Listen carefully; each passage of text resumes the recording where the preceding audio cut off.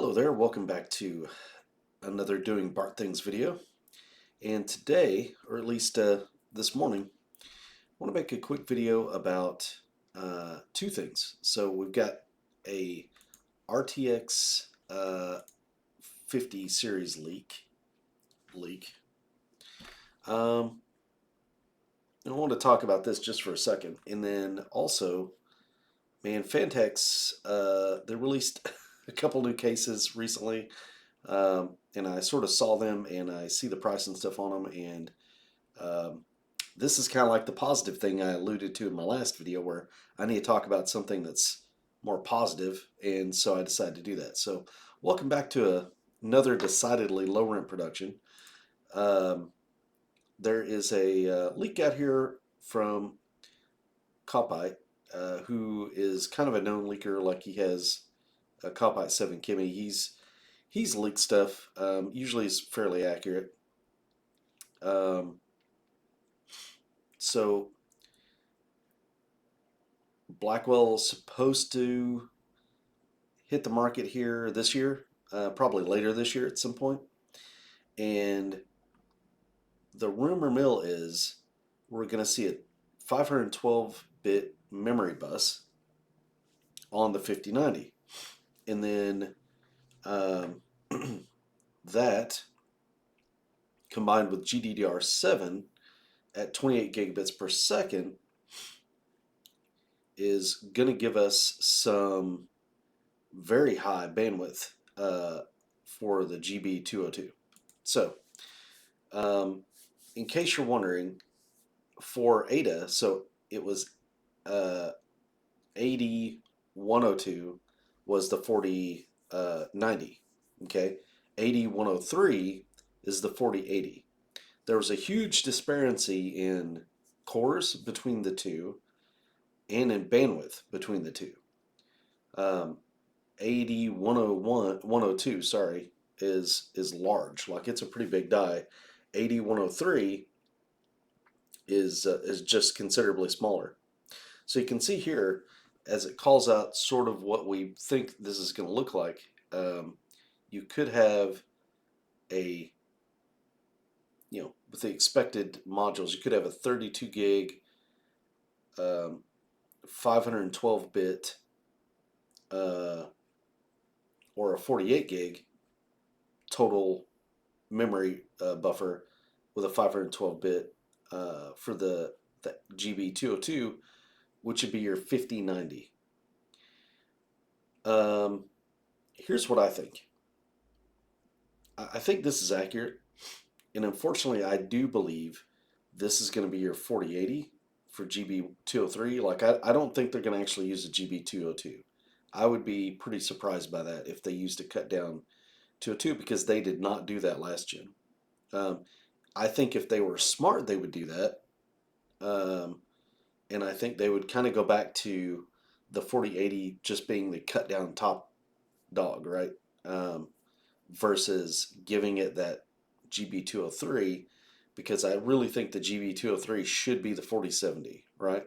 That's how I think they end up giving really good value to the mainstream, is by doing that. But I don't think that they will.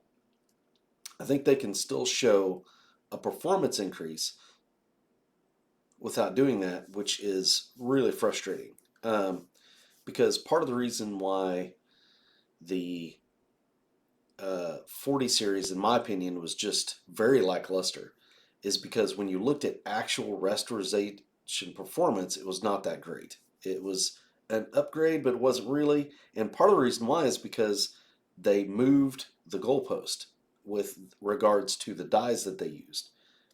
The 4060s had the same die configuration for previous generations as a 50, not a 60, and so on and so forth. And I think they're going to continue that trend because it's very profitable for them. I think that there will be enough of an upgrade over, like, say, your 30 series and the 40 series because in this case, they're going to a new memory spec. They knew they were going to go to a new memory spec before this, and now they're doing it. So the bandwidth will be much higher. Um, the new architecture will be fairly efficient and good. Like there's a one-to-one performance increase from this architecture from the last, and so there will be a big increase from the one previous to the last one to this one, right? So all of us who are sitting around with our 30 series going, 40 series, whatever. My concern is it's not going to be really that much, and they're going to try to market it again using the software, like saying, "Well, we got DLSS 4 now," because that seems to be the writing on the wall what NVIDIA is going to do, and it's not really great in my opinion. So that's why I kind of think the GB203 will be the 4080, which sucks. That's not great, but I kind of think that's where we're headed. Um, and I think it will be, they'll figure out a way to weasel out of giving us too much memory for the 4080. It'll be around $1,000 probably to $1,200, maybe more even. The way things are going, um, Nvidia is, I don't know. There's nothing, there's no reins holding them back, um, except for that pesky AMD brand that sort of is hanging in there. But it's imperfect. I'm pretty much convinced if they go to nothing but these 16 pin smart connectors like they've been using, if that's all that's out there and that's all they're going to put on the high end cards, then I'm probably not buying one because I don't like that connector. Um, I've just decided after the things I've seen, it's a little bit risky. So I wouldn't shy away from having one a card that has that's like a 4080 or down, but the 4090, maybe the 5090, I don't know. Like we're gonna have to see because um, I've got a friend who's got one and he's been fine so far, but um, yeah, that connector wigs me out. I don't. I think it was not well thought out. They could have upgraded the spec on the 8 pin honestly and been fine. Um, that 8 pin is actually has more capability to deliver power than they've given it. A couple of 8 pins can give you quite a bit of power, actually. So, anyway, that's a different subject. But the point I'm getting at is, um, we've let the genie out of the bottle. Nvidia has with moving to a different die for each uh, model, and I don't think they're going to go back because it's a little bit too profitable for them to do so. This generation will get purchased by people because it is going to be an upgrade. That's the whole deal. The 4080 for me was not enough of an upgrade to be compelling for the price it was at for me to go, all right, like I'll save up and get one. The 50 series might be a little bit different. It depends on where they price it, obviously. Um, I think the 5090 is just going to be, I mean, it's going to be 2,000 to 2,500 bucks. I think I've said that. I wouldn't even be shocked if it was 3,000. Um, your 4080 could be 1,500 bucks. Would not shock me. And that basically going to say, well, it performs like a 4090, but it's a few hundred bucks less. Hey, and yeah, and that sucks. That really does. Okay, so I've ranted for 8 minutes about this. I'm gonna stop. Um, but yeah, there's going to be more bandwidth available, so that's a good thing for performance. Um, that's a really, I wonder what the bus on the 49 is. Anyway, I don't think it's really that important. Um, but if you assume the 28 gigabits per second speed, that's the bandwidth you get, and these are very high numbers. So, other thing I came across, man, Phanteks. All right, so I'm a case nut, as I mentioned in the last video. So Phanteks has this new Phanteks XT case, right? Uh, it's a real basic case, but it's 60 bucks. You can see you've even got a $10 rebate here on Newegg. Um, it's got a mesh front. Um, I really kind of want to see a review of this thing. Like, it looks like it kind of ticks all the boxes. Um, there's another case called the XT View that's kind of got the glass all the way around. And for the price, a lot of people, I mean, some people, I think it was Gear Seekers, said, yeah, for that price, like get that over the um, what is it? Over like some of the other ones because it was only like 79 bucks. And this seems like a really capable case for that price. So it can fit 340 mil fans in the front, which is awesome. If we back out and go to the Pro Ultra version, which is 79 bucks, also has a $10 mail-in rebate. Uh, it fits 440 millimeter fans. So I'm assuming that the three on the front are obviously 140, and then the exhaust is obviously a 140. So that's pretty good. That's a lot of airflow. I mean, it's 79 bucks is a $10 mail-in. It doesn't look bad. It's pretty plain, but I like that personally.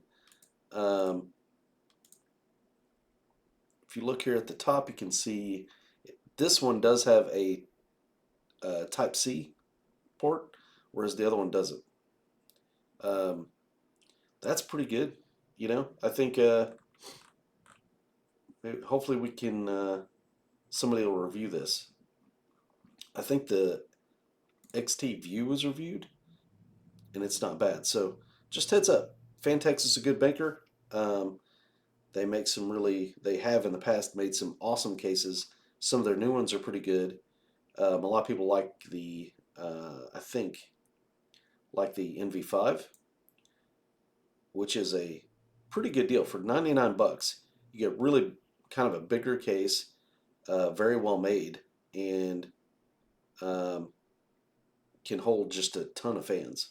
Um, so yeah, if you use their fans, I mean that looks really cool, right? They knew what they were doing. They were like, how can we display as much of these really cool fans that we have as possible, right? And that's what they did. So um, I think they're even going to sell.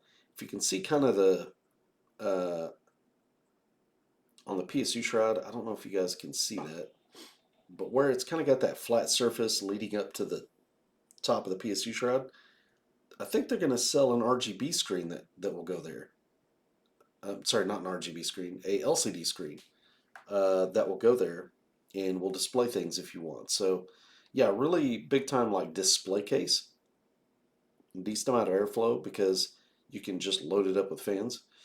Um, but it's kind of a showy case. So I think they did a good job for that. For 99 bucks, it's not bad.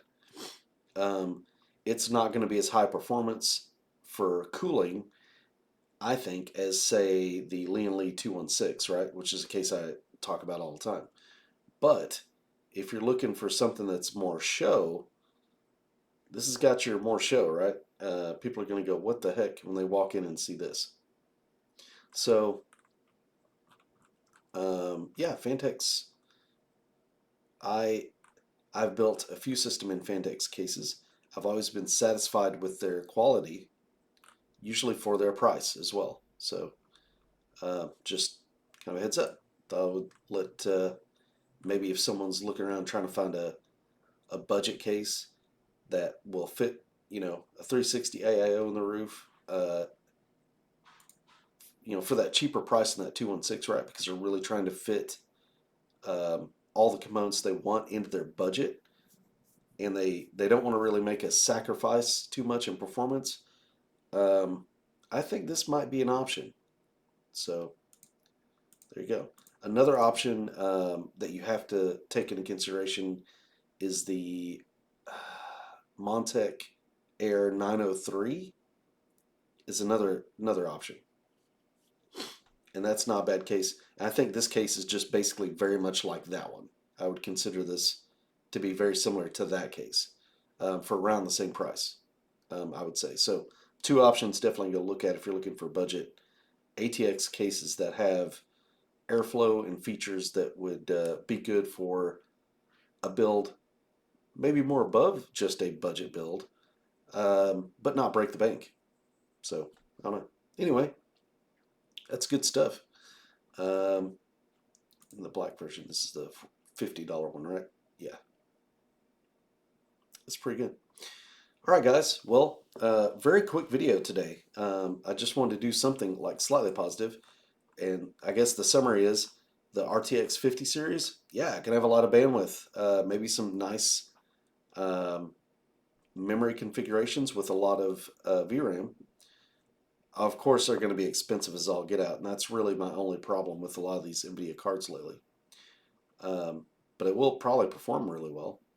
And then the Phanteks XT line of cases seems like it could be a winner. The XT View, I think, was reviewed by Gear Seekers, and they liked it. This is the non-view version because it's only got glass on one side, but it also comes with 340 millimeter fan capable front panel, and you can step up for 79 bucks, $10 rebate on Newegg, and get it already equipped with fans, 140 mil fans even, all the way around. So really not bad. Um, yeah, if you would, guys, if you want like little videos like this here and there, with a much more just kind of common approach, I don't do anything fancy. I'm just giving it to you like I see it. You're getting raw reactions from me um, on these things. I've been building PCs for way too long. um, that you're going to get the. I highly suggest, of course, run out, get opinions from other folks as well, not just me. But if you want the kind of like old, jaded IT guy opinion, then I guess I'm for you. That's what I'm saying. Anyway, so here you are. Have a great weekend, and we'll be talking to you in the next one. Leave a like and subscribe if you would. That would be much appreciated. Thank you.